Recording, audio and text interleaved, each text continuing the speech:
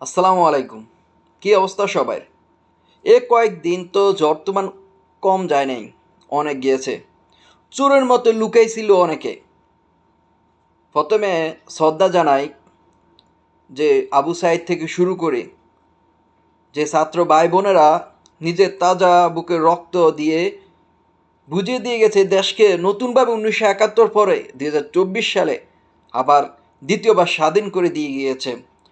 তাদের প্রতি শ্রদ্ধা। আর ভাই বোন যারা ছাত্র জনতা এখনও হসপিটালে বা যেখানে আছে তাদের প্রতি অবিরাম ভালোবাসা। আল্লাহ তাআলা তাদেরকে হেফাজত করুক। যারা শহীদ হয়েছে তাদেরকে আল্লাহ তাআলা শহীদের মর্যাদা দেখ। এবার আসি কথাগুলা বলি, একটু ধৈর্য সহকারে শোনেন। যে একজন ভাই, তার ভাই এই দুনিয়া ছেড়ে চলে গেছে, হাসপাতাল লুকায় থাকতো, কেউ যদি দেখি ফেলে, কেউ যদি তাকে উঠাই নিয়ে যায়, রাস্তার মধ্যে পড়ে আছে, ছাত্র ভাইয়েরা অমানবিকভাবে মেরে ফেলে রেখেছে, নিয়ে যেতে পারতেছে না, পুলিশে ফায়ার করছে, ছাত্রলীগ আমুলীগেরা হেনস্থ করতেছে। মানে কি অবস্থা চালিয়েছে জাস্ট আপনারা ভাবুন। বাড়িতে প্রবাসী ভাইয়েরা এখান থেকে ফেসবুকে স্ট্যাটাস দেয় স্বাধীনভাবে। আমি আবারও বলছি, বাংলাদেশের নতুন প্রজন্মে শিখিয়ে দিয়েছে স্বাধীন এবং জবাবদিহিতা একটি রাষ্ট্র চাই আমরা।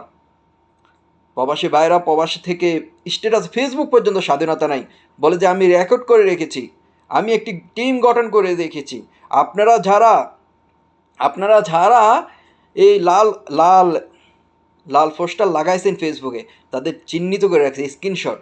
আমরাও স্ক্রিনশট রেখেছি, আমরা স্ক্রিনশট রাখছি। ধৈর্য ধরুন, অপেক্ষা করুন বিজয় ছাত্রদেরই। ছাত্র নতুন প্রজন্ম দেখিয়ে দিয়েছে যে কীভাবে জয় ছিনিয়ে আনতে পারে। 1952, 1971, 2024 আগস্ট মাসে শোকের দিবস পালন না করে জুলাই মাসকে শোকের দিবস পালন করা উচিত। আমি মনে করি যে আমার ভাইয়েরা আবু সাইদ থেকে শুরু করে কতজন নাম না জানা ভাইয়েরা এই দুনিয়া ছেড়ে চলে গিয়েছে। নতুন প্রজন্ম শিখিয়ে দিয়ে গিয়েছে দেশ কীভাবে গঠন করতে হবে, কীভাবে নিজের স্বাধীনতা অর্জন করতে হবে, জবাব দিতে হবে, শিখিয়ে দিয়েছে। যুগ যুগান্তর ইতিহাস হয়ে থাকবে, এটা ইতিহাস হয়ে থাকবে যুগ যুগান্তর।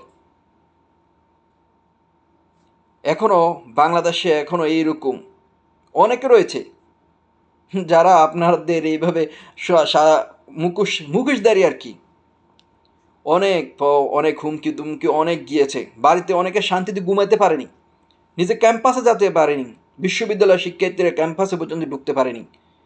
বাড়িতে তো থাকা দূরের কথা, যারা প্রবাসে তাদের বাড়িতে গিয়ে হুমকি দুমকি দিয়ে আসতেছে।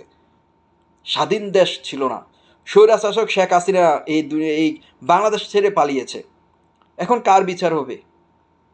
পালানোর সুযোগটা দেওয়া উচিত ছিল না। দেখা হবে, কথা হবে ইনশাআল্লাহ। সবার প্রতি লাল সালাম নতুন প্রজন্মের। ভালো থাকবেন, সুস্থ থাকবেন, সবাই সবার জন্য দোয়া করবেন। আর আর প্রতিহিংসা আর এই রকম রক্তপাত আর চাই না। বাংলাদেশকে একটি নতুন প্রজন্ম সুন্দর একটি স্বাধীন জবাব দিয়ে তো রাষ্ট্র চাই, জাস্ট এই কামনা। ভিডিওটা ভালো লাগলে অবশ্যই শেয়ার করে দিবেন। ধন্যবাদ সকলকে।